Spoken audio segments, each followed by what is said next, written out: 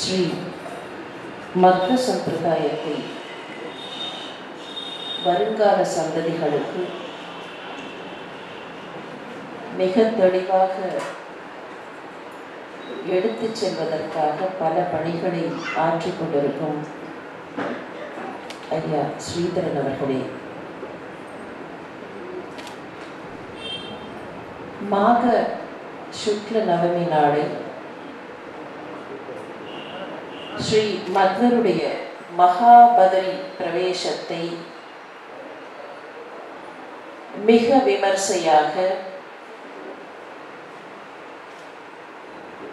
குரோம்பேட்டை பகுதியில் எல்லோருக்கும் உதவும்படியாக செய்து கொண்டிருக்கக்கூடிய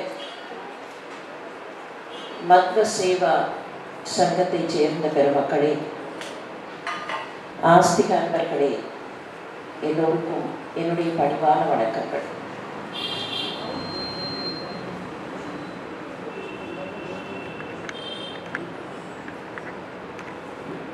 இந்த நாள் அவர்கள் எல்லோரும் குறிப்பிட்டது போல ஸ்ரீ மத்வாச்சாரியாருடைய மகாபதரி பிரவேசம் என்று அழைக்கப்படுகிற நாள். எனக்கு கொஞ்சம் தர்ம சங்கடம். மத்வ சம்பிரதாயத்தை சேர்ந்த பக்தர்களிடத்தில், அந்த சம்பிரதாயத்திலேயே ஊறி போனவர்களிடத்தில்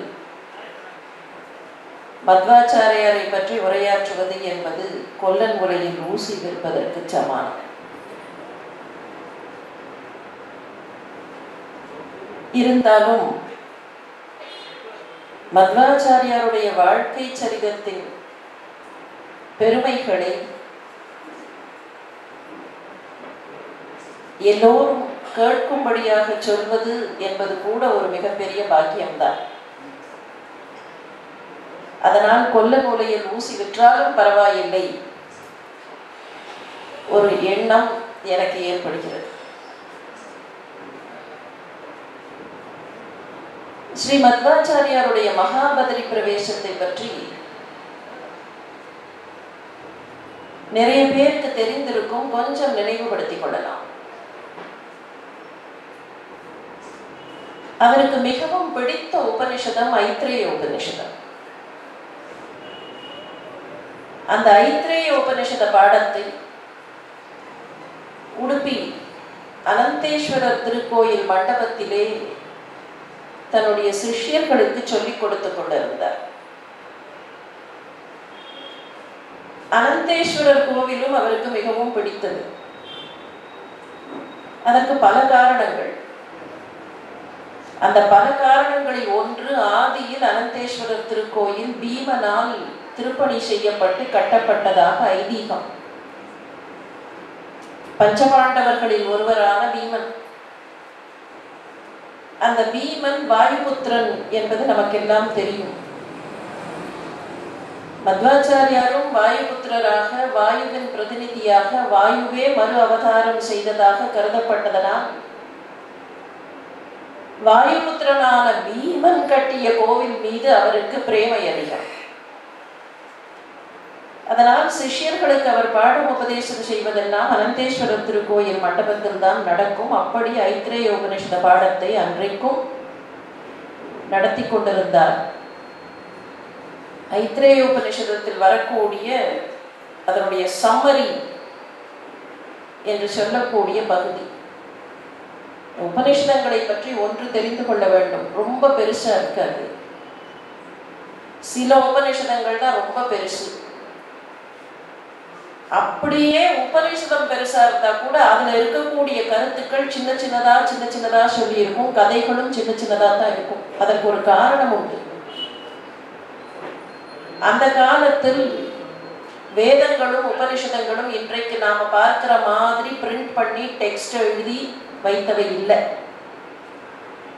ஓரான் வழியாகன்னு சொல்லுவார்களே, அந்த மாதிரி ஒருத்தர்கிட்டேந்து இன்னொருத்தருக்கு, குரு கிட்டேந்து சிஷ்யருக்கு எழுதா கிளவியாக வாய் மூலமாக, செவி மூலமாக சென்றவை.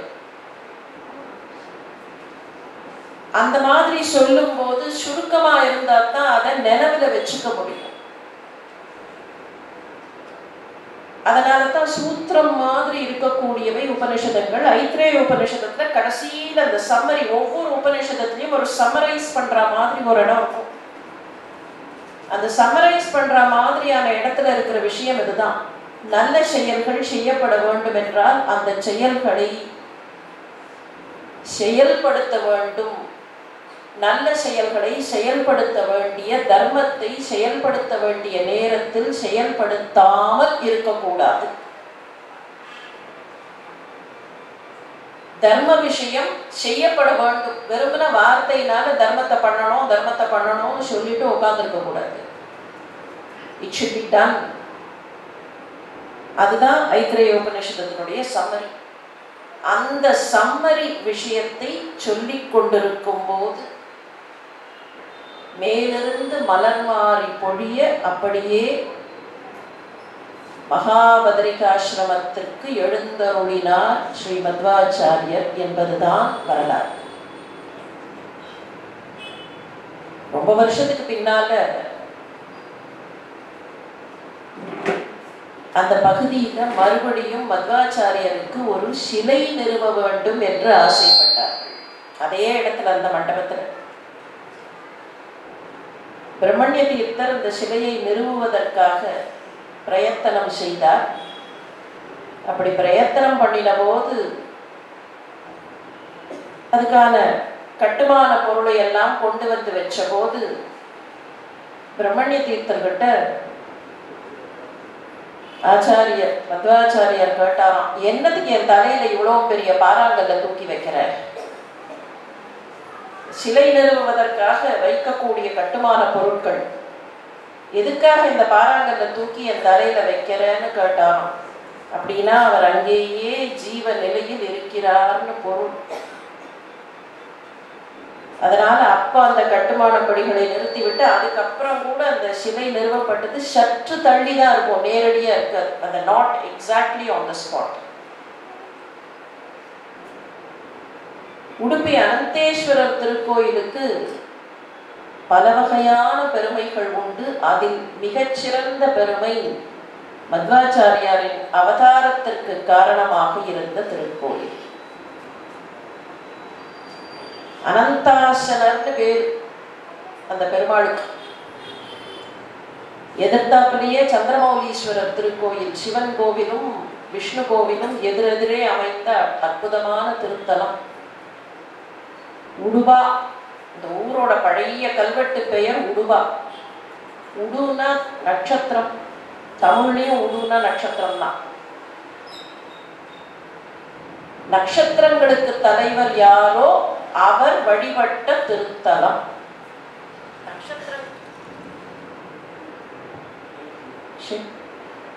நட்சத்திரங்களுக்கு தலைவர் வேற யார்? சந்திரன் தான். ரஜினி நாயகனாக இருக்கக்கூடிய சந்திரன் தான் நட்சத்திரங்களுக்கு தலைவர். அந்த சந்திரன் நமக்கெல்லாம் தெரியும், ரொம்ப அழகுன்னு நினைச்சு அதனால சாபம் வாங்கி படிப்படியாக தேய்வது அப்படிங்கிற நிலைமை வந்தது. அந்த சாபத்திலிருந்து தப்பித்துக் கொள்வதற்காக, சாப விமோசனம் வேண்டும்ங்கிறதுக்காக சிவபெருமானை நினைத்து தவம் செய்து வழிபட்டு பிரார்த்தனை செய்த இடம். அதனாலதான் சந்திரமௌலீஸ்வரர் அங்க பிரார்த்தனை பண்ணினதுக்கு அப்புறம் தான் சந்திரன் எடுத்து தன்னுடைய சிரசுல வச்சுட்டு, கவலைப்படாதே, தேய்ந்து போன நீ வளர்வதற்கும் வழி செய்கிறேன்னு சிவபெருமான் செய்தார். ஷார்ப் வேண்டாம், ஷார்ப்பை கட் பண்ணிடுங்க.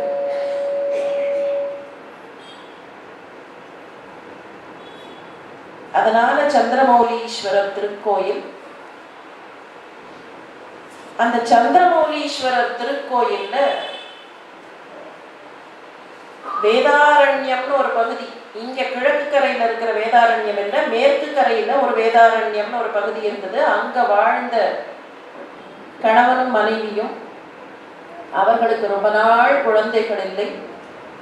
சந்திரமௌலீஸ்வரரை நினைத்து அவர்கள் வழிபட்டார்கள். ஸ்ரீமன் நாராயணனையும் வழிபட்டார்கள். அப்போ ஸ்ரீமன் நாராயணன் அவர்களுக்கு கனவுல தோன்றி ஒரு வழிகாட்டுகிறார். நீங்கள் போய் சந்திரமௌலீஸ்வரர் கோவிலிலேயே தங்கி வழிபடுங்கள். அந்த சந்திரமௌலீஸ்வரர் கோவிலுக்கு பக்கத்துல அஸ்வமேத யாகம் செய்த இடம் இருக்கு. அந்த இடத்துல சந்திரமௌலீஸ்வரர் கோவில்ல தரக்கூடிய தீர்த்தத்தை எடுத்துக்கொண்டு போங்கள். அந்த அஸ்வமேத யாகம் செய்த இடத்தில் உங்களுக்கு நான் காட்சி கொடுப்பேன், வெள்ளி பீடத்தில் காட்சி கொடுப்பேன்னு சொல்ல, சிவலிங்க ரூபத்தில் காட்சி கொடுப்பேன்னு சொல்ல, அதே மாதிரி அவர்கள் செய்த போது 4 பக்கங்களிலேயும் சேஷங்கள் குடைபிடிக்க ஒரு வெள்ளி பீடம். ஆதிசேஷன் தானே ஸ்ரீமன் நாராயணனின் பீடமாக இருக்கக்கூடியவர். ஒரு வெள்ளி பீடத்துல 4 பக்கத்திலையும் சேஷ நாகங்கள். அவர்கள் போய் பார்த்த போது அந்த வெள்ளி பீடம் காட்சி கொடுத்தது. நடுவுல சிவலிங்க வடிவத்தில் சாட்சாத் நாராயணர் காட்சி கொடுத்தார். அதனால தான் அவருக்கு அனந்தேஸ்வரர் இல்லைன்னா அனந்தாசனர். அனந்தநாகம், அனந்தம்னா சேஷன், சேஷன் இருக்கக்கூடிய பீடத்தில் அமர்ந்திருப்பவர்ங்கிறதுனால அனந்தாசனம். அந்த அனந்தேஸ்வரர் திருக்கோயிலில் வழிபட்டு வழிபட்டுத்தான் ஒரு நாள் 2 நாள் இல்ல 12 வருஷம் கடியானிங்கிற ஊர்ல தான் இருந்தார்கள். மத்தியகேக பட்டரும் அவருடைய மனைவி வேகவதியும் ஆச்சாரியருடைய பெற்றோர்கள்.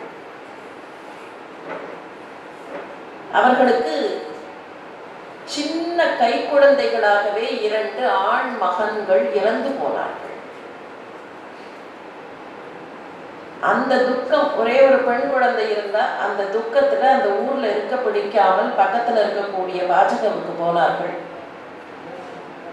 பாஜகலேருந்து உடுப்பிக்கு தினந்தோறும் வருவார் மத்தியகேக பட்டர். ஒரு நாள் 2 நாள் இல்ல 12 வருஷம்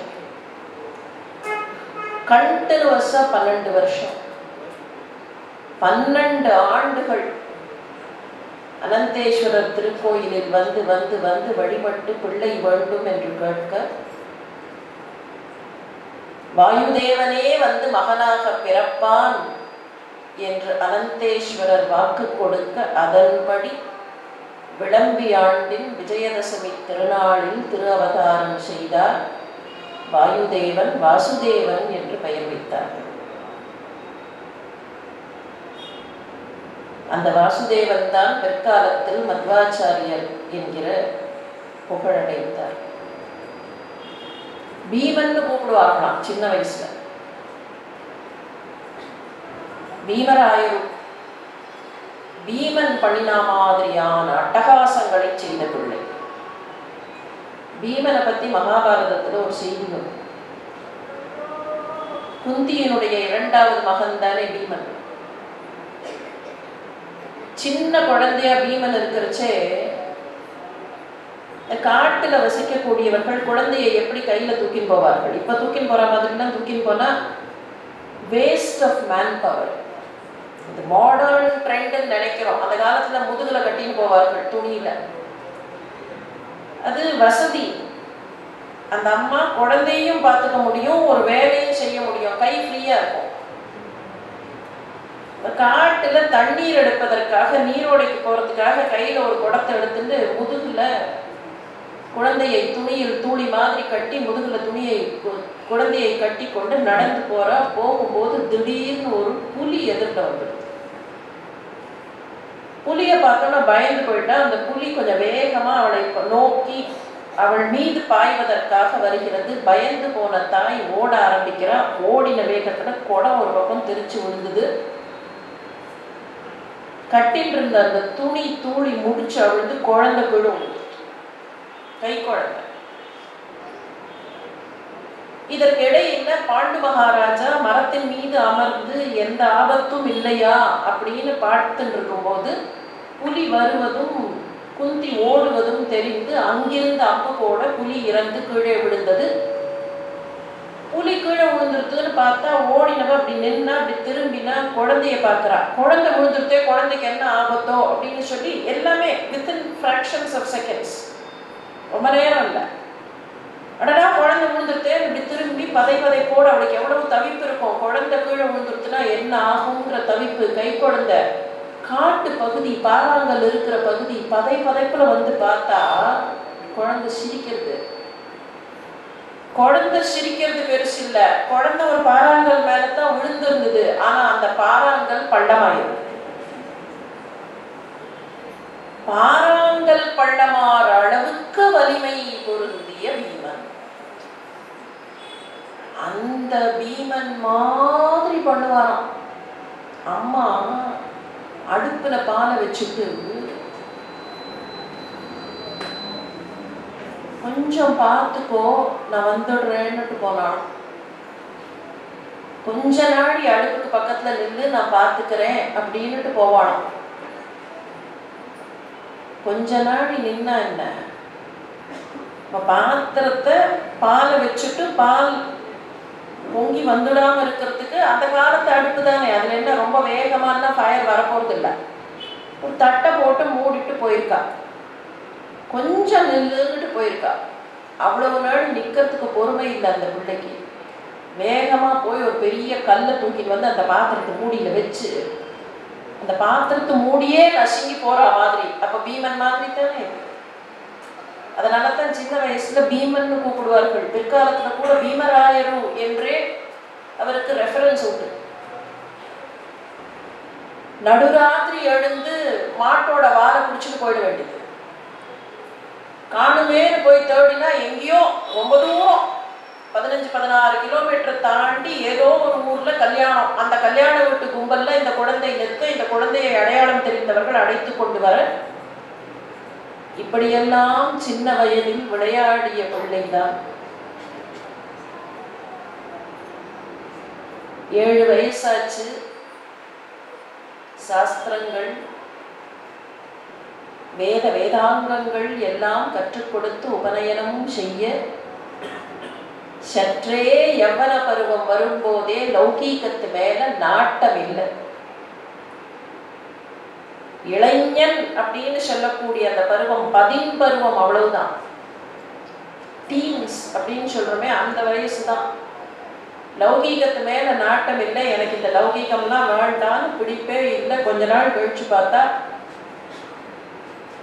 லௌகீகமே வேண்டாம்னு சொல்லி பக்கத்துல உடுப்பியில் இருக்கக்கூடிய பண்டார்கர மடத்தினுடைய குருவினிடத்தில் போய் என்னை நீங்கள் ஏற்றுக்கொள்ள வேண்டும்னு அங்க போய் சேர்ந்துட்டேன். சன்னியாசி ஆகணும்னு ஆசை.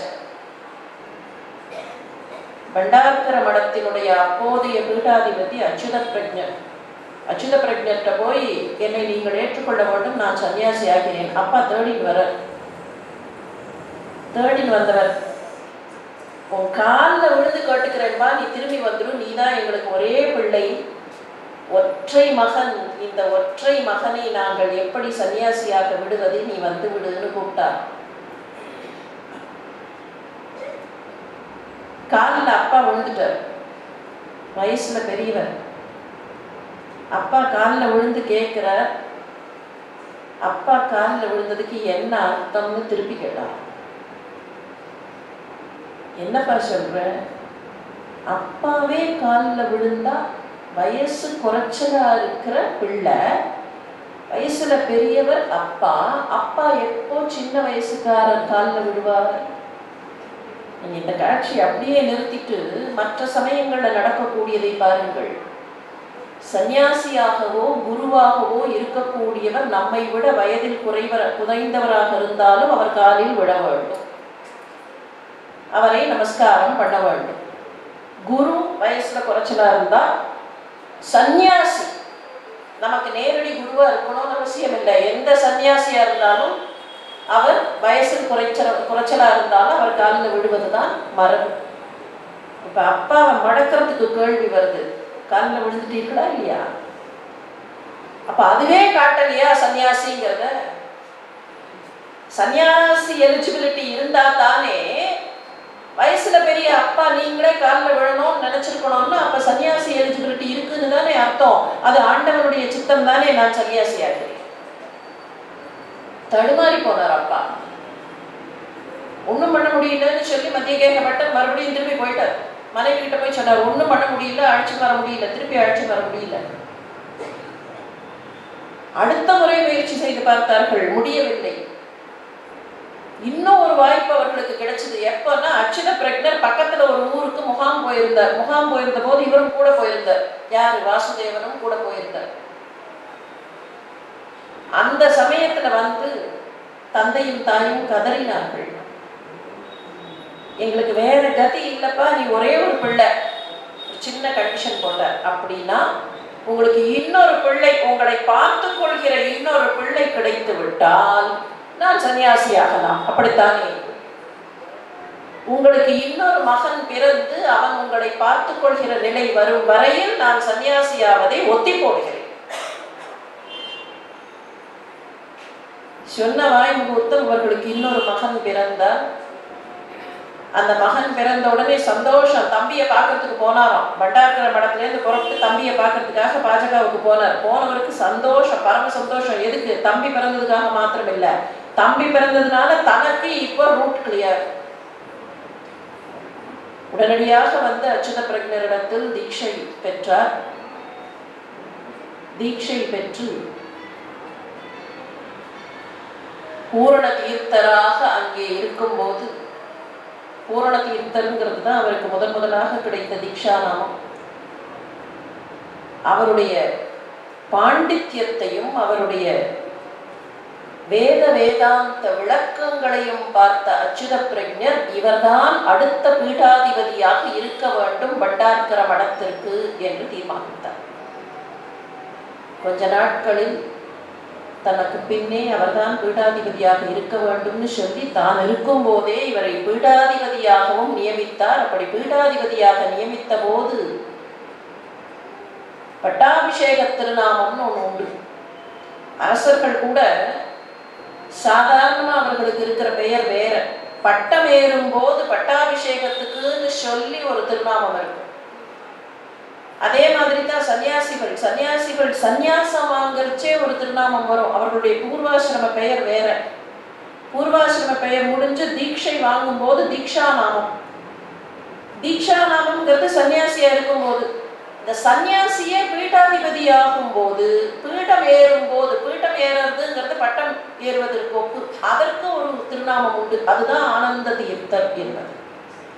பூரண தீர்த்தராக இருந்தவர் ஆனந்த தீர்த்தராக பீடமேறினார். மத்வாச்சாரியார் மாத்திரமில்லை, சில விஷயங்களை நாம தெரிஞ்சுக்கணுங்கிறதுக்காக சொல்றேன். சன்னியாசியா இருக்கும் போது நிலைமை வேற. ஒருவர் மடாதிபதியாகவோ பீடாதிபதியாகவோ ஆகிறார்னு சொன்னா அவருக்கு பொறுப்பு வேற.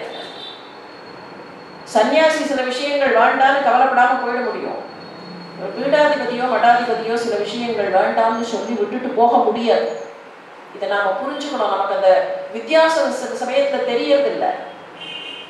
பீடாதிபதியாக மடாதிபதியாக இருக்கும் போது அந்த மடத்தை நிர்வகிக்க வேண்டிய, பீடத்தை கட்டி காக்க வேண்டிய பொறுப்பு அவர்களுக்கு உண்டு. அந்த பீடத்தை கட்டி காப்பது வேற ஒண்ணுமே வேண்டாம். ரொம்ப சாதாரணமான விஷயம் எடுத்துப்போம். சன்னியாசி எனக்கு ஒன்றும் வேண்டான்னு சொல்லிட்டு அவர் பாட்டுக்கு நடந்து போயிட்டே இருக்கலாம். அவருக்கு உணவில்லை என்றால் அதை பற்றி அவர் கவலைப்பட மாட்டார்.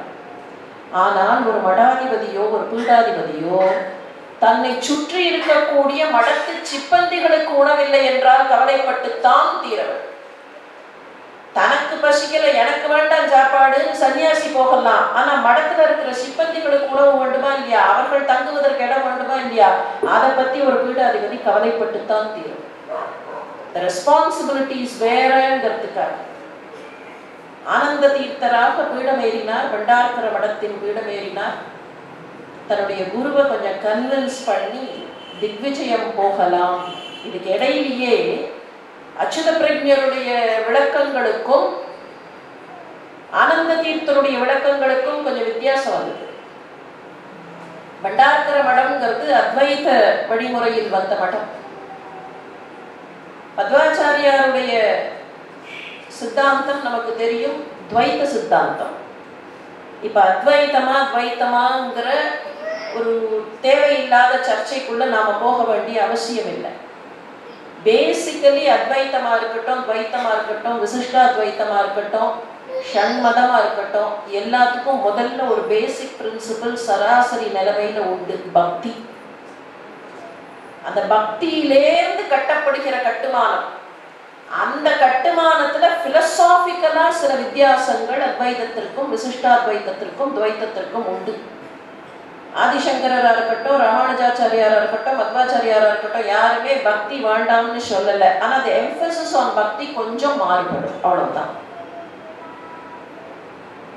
அடிப்படை பக்தி, பகவான்கிட்ட வைக்கக்கூடிய பரிபூர்ணமான நம்பிக்கையும் பக்தியும், இதுதான் சனாதன தர்மத்தினுடைய ஆணிவேர்.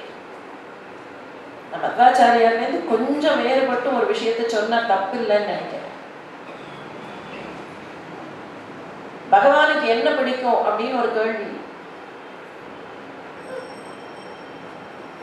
பகவான்கிறச்சே அவரவர்கள் எந்த பகவத் ரூபத்தை வணங்க வேண்டும்னு நினைக்கிறார்களோ அவரவர்களுக்கு பிடித்த ரூபம்னு வச்சுப்போம். மத்வ சித்தாந்தம்னு வரும்போது அது நாராயணன் விஷ்ணுன்னு வந்து சேரும்.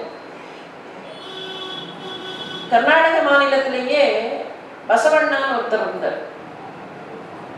12ஆம் நூற்றாண்டு காலகட்டத்தில் வீரசைவ சித்தாந்தத்தை உலகுக்கு கொண்டு வந்தவர் பசவண்ணா. அந்த பசவண்ணா ஒரு தடவை பதில் சொல்றார் இந்த கேள்விக்கு, பகவானுக்கு எது பிடிக்கும்னு கேள்வி.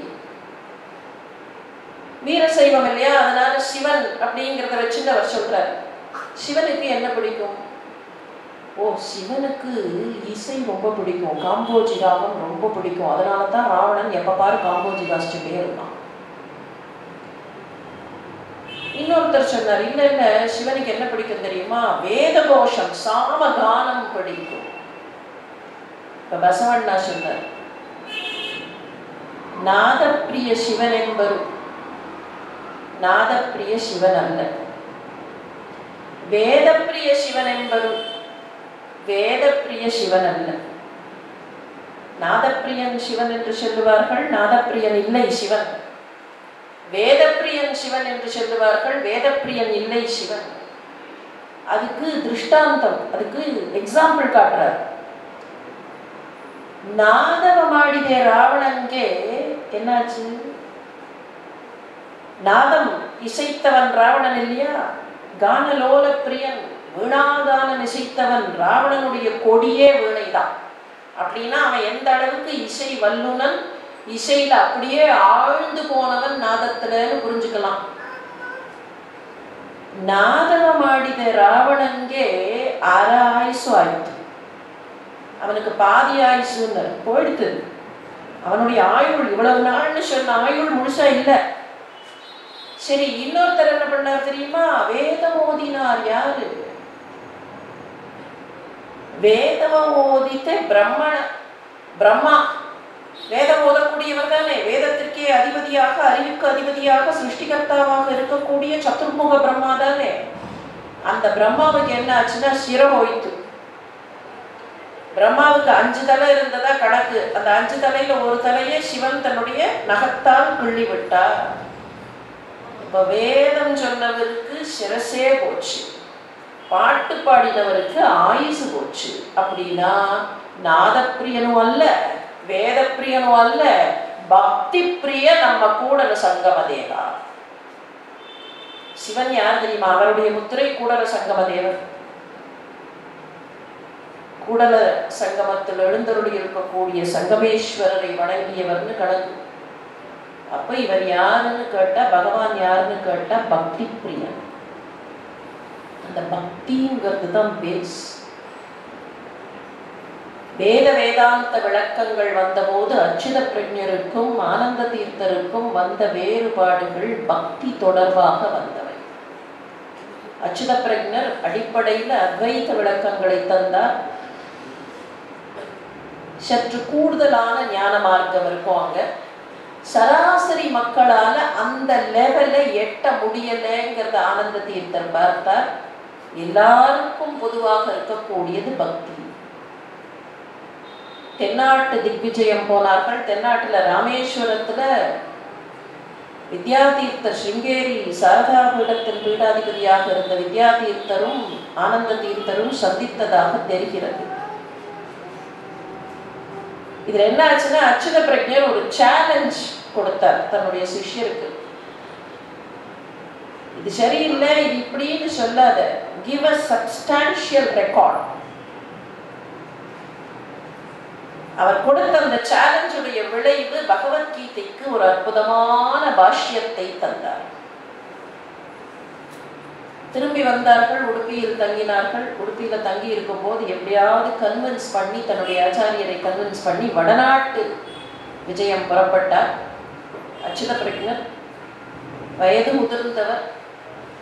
அதனால தான் செல்லுவது தனக்கு அவ்வளவாக உடல்நிலைக்கு ஒத்து வராதுன்னு நினைச்சார். சத்திய தீர்த்தரை அழைத்து கொண்டு ஆனந்த தீர்த்தர் பயணமானார். ஆனந்த தீர்த்தர் தமக்குத்தாமே சூட்டிக் கொண்ட ஒரு பெயர் தான் என்று கருதப்படுகிறது மத்வாச்சாரியர். ஏன் அந்த பெயரை அவர் சூட்டிக் கொண்டு இருக்க வேண்டும்ங்கிறதுக்கு ஒரு காரணம். ஆனந்தம்னா என்ன? மகிழ்ச்சி, களிப்பு. இந்த மத்வ அப்படிங்கிற சப்தத்துல இருக்கக்கூடிய மது, மதுங்கிறது அமுதம், பரமானந்தத்தை தரக்கூடியது அமுதம்னு கணக்கு. அந்த அமுதம்னு சொன்னா ஏதோ பார்க்கடல்ல கடைஞ்சு எடுத்து வந்த அமுதம் மாத்திரம் இல்லை. நம்ம என்ன நினைச்சுட்டு இருக்கோம், ஒரு அமுதம்னு சொன்னா ஒரு பாத்திரத்துல அப்படி கொஞ்சம் வச்சிருக்கோம், அதுல ஒரே ஒரு சொட்டு கொடுத்தா அந்த சொட்டு அமுதத்தை சாப்பிட்டுட்டா ரொம்ப நிரந்தரமாக இருக்கலாம். அதற்கு ஷாவா மருந்து, மூவா மருந்துன்னு பேரு. ஏன்னா அமுதம் சாப்பிட்டா மூக்கு வராது, தலையே நிறைக்காது. அமுதம் சாப்பிட்டா மரணமே வராது, நோயே வராது, எல்லாருமே ஒரே மாதிரி யவ்வனமாக இருக்கலாம். யவ்வனமாக இருக்கிறதுலதான் மனுஷனுக்கு ரொம்ப ஆசை. அது என்ன ஆசையோ தெரியாது, எப்போதும் யூத்ஃபுல்லா இருக்கணும் அப்படிங்கிற எதுல, மனசுல இல்ல, உருவத்துல. அது மேல ஒரு பிடிமானம். நீங்க மனிதர்களை ஒரு 3 குரூப்பா பிரிச்சு, முதல் குரூப் குழந்தைகள்ங்கிற குரூப், கடைசி குரூப் முதியவர்கள்ங்கிற குரூப், நடுவுல இளைஞர்கள்னு ஒரு குரூப். இந்த குழந்தைகள்ங்கிற குரூப்பை பிடிச்சு நீ என்னவாக போற அப்படின்னா, பெரியவனாக போறேன். நீ பெரியவனாகி என்ன செய்ய போற? நான் பெரியவனாகி நான் இங்க போவேன், அங்க போவேன், அந்த வேலை பார்ப்பேன், நான் பங்களா கட்டுவேன், நான் காரை வாங்குவேன், அதை பண்ணுவேன், இதை பண்ணுவேன். நீ பெரியவனானா ஆனா ரொம்ப கஷ்டம், நிறைய சாக்லேட்லாம் சாப்பிட முடியாது இப்ப சாப்பிட்ற மாதிரி. நீ பேசாம குழந்தையாவே இருந்துரு, நிறைய சாக்லேட் கிடைக்கும் அப்படின்னா. அதெல்லாம் ஒன்றும் வேண்டாம், நான் பெரியவனாகி நானே சாக்லேட் வாங்கிக்கிறேன், நீங்க கொடுக்குற சாக்லேட் எனக்கு வேண்டான்னு குழந்தை சொல்லு. No child wants to remain a child. வயது முதிர்ந்தவர்கள் இப்படி இருக்கலாமான்னு கேட்டா, ஒரு 20 வருஷம் பகவான் மட்டும் எனக்கு இன்னைக்கு ஒரு சான்ஸை கொடுப்பாருன்னு சொன்னா, I will set the clock at least by 20 years back. அப்ப முதியவர்களும் முதியவர்களாக இருக்க ஆசைப்படுவதில்லை, குழந்தைகளும் குழந்தைகளாக இருக்க ஆசைப்படுவதில்லை. ஆனா அந்த நடுவுல இருக்கிற ஒரு குரூப் இருக்கா இல்லையா, அது ஏதோ நிரந்தரமாக இளைஞர்களாகவே, எல்லாரும் இன்க்ளூசிவ், இப்ப இருக்கிறவர்கள்னு இல்ல, நேற்று இளைஞர்களாக இருந்தவர்களும் சரி, நாளை இளைஞர்களாக இருக்க போகிறவர்களும் சரி, இது ஒரு யூனிவர்சல் பினாமினன்.